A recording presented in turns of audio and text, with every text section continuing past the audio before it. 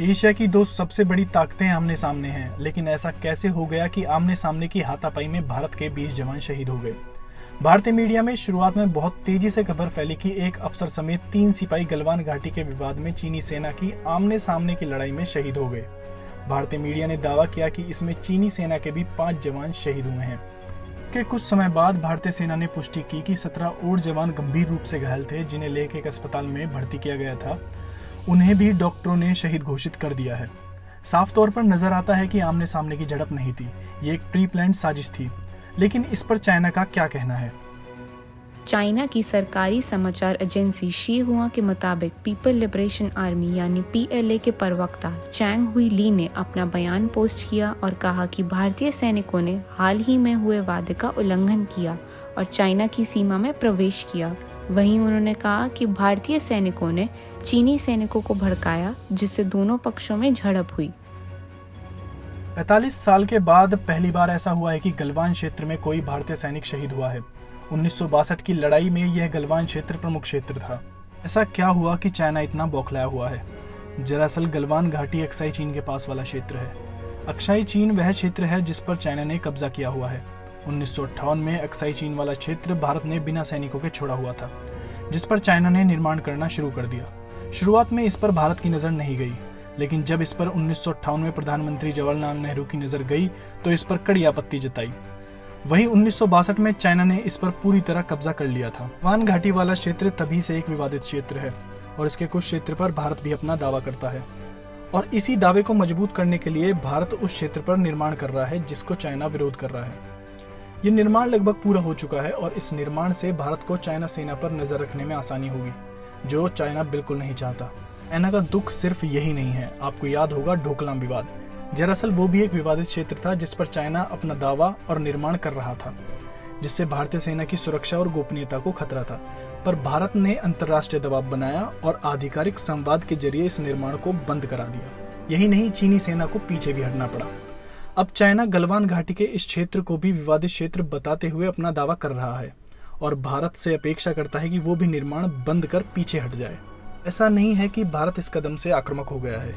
दरअसल भारत अपनी सीमाओं को लेकर जागरूक हो गया है और आज के भारत के पास क्षमता और सशक्तता दोनों है। क्या इसका मतलब ये है कि भारत असुरक्षित महसूस कर रहा है? दरअसल भारत जानता है कि सीमाओं की पुष्टि करना जरूरी है। वहीं चीन भी इस समय कोरोना के बड़े प्रकोप से उभर नहीं पा रहा है। वहीं हांगकांग में भी विद्रोह चरम पर है। बेशक चाइना कोरोना संक्रमण की मौत के अंकों को विश्व से छुपा ले, पर कोरोना की सेकंड वेव आने का खतरा अभी भी उस पर बना हुआ है। वहीं अंतर्राष्ट्रीय तौर पर यूरोपियन यूनियन और USA चाइना के खिलाफ बयान दे रहे हैं। इसका भी चाइना पर दबाव है। भारत अपने 20 शहीद जवानों पर कार्रवाई चाहता है। भारत और चाइना के बीच पहली बार हाथापाई नहीं हुई है। ऐसी हाथापाई कई बार हुई है। इतने विवाद होने के बावजूद भी दोनों देशों में हाथापाई ही क्यों होती है? आखिर दोनों देश इतना संयम कैसे बना लेते हैं? जरा इसके पीछे का इतिहास भी जानते हैं।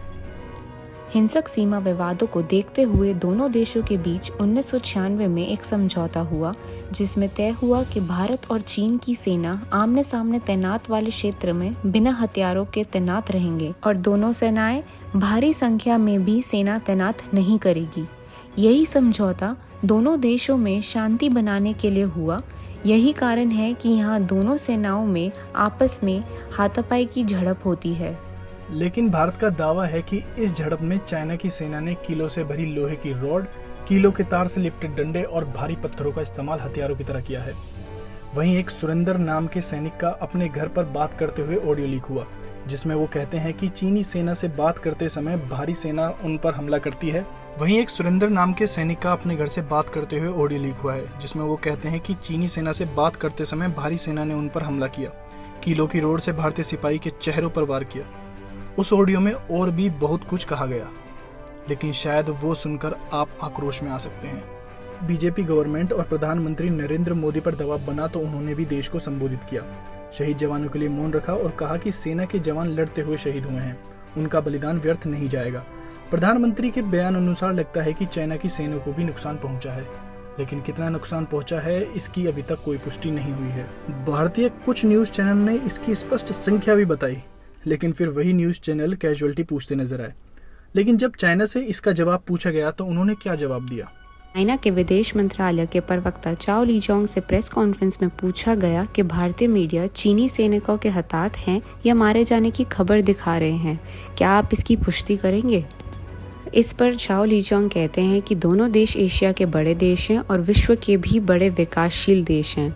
दोनों के लिए ज़रूरी है कि दोनों देश एक नतीजे पर पहुंचे और संबंधों को सही रास्ते पर ले जाएं, और उम्मीद है भारत इसमें कोई गलत कदम नहीं उठाएगा।